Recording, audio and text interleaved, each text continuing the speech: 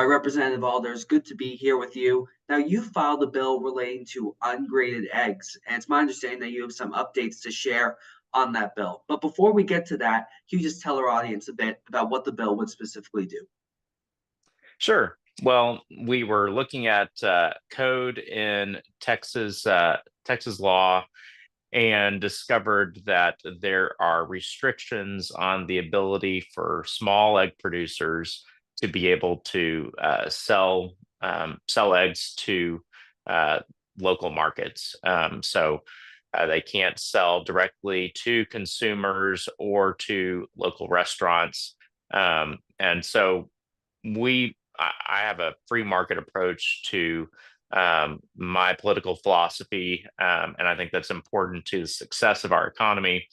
And so I think it's important to allow small producers to have that opportunity to engage in the local market. And we're living in a time where there's a strong movement for the farm to table process, and a lot of restaurants are getting behind that. They want to be able to buy local, and we want local producers to have the freedom to do that. Texas law should not have a restriction on a small producer to be able to serve the local citizens and local businesses.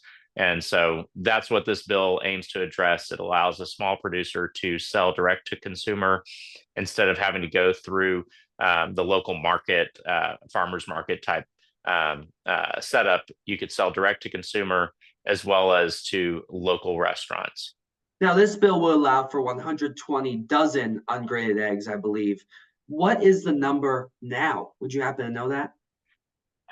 Do not know the number right now, but we have a committee substitute that we are going to be introducing, and so that will raise that number to 300 dozen.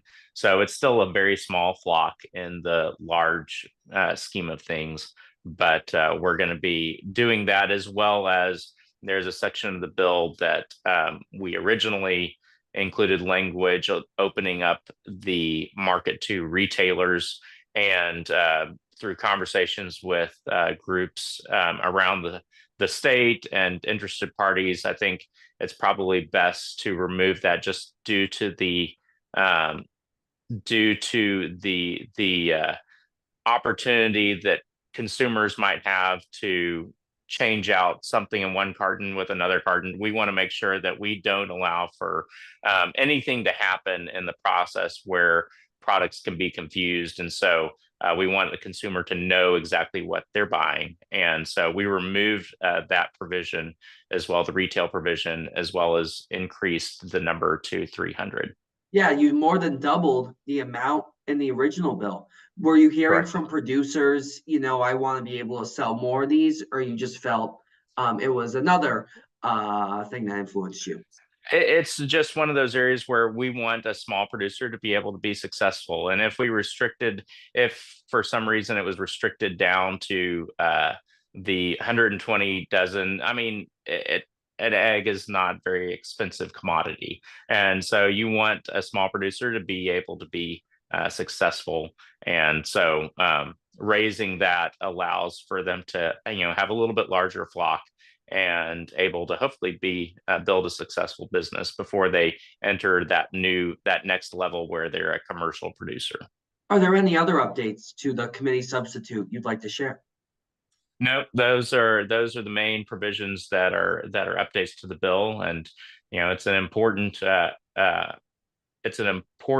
element of providing freedom for Texans to be able to build businesses that provide for their families, allows them to be competitive in a local market, provides another route uh, for um, for ingredients for local restaurants, and just kind of is right there in the stream of, we want to make sure we're eating healthy, that we're growing locally, that we're using locally produced products in our food and in our meals. And so I think it's a great bill for Texans, and we're excited for the prospects of its success. You feel this could impact egg prices in any way? I don't know. It's That's an interesting question. I don't know how many small producers we have across the state. I really suspect that that's still going to be driven by the commercial production of eggs. But maybe it'll make a dent in our local economy. We've seen egg prices dropping over the course of the last couple of months, so hopefully that just continues, and food prices continue to be manageable as we move forward.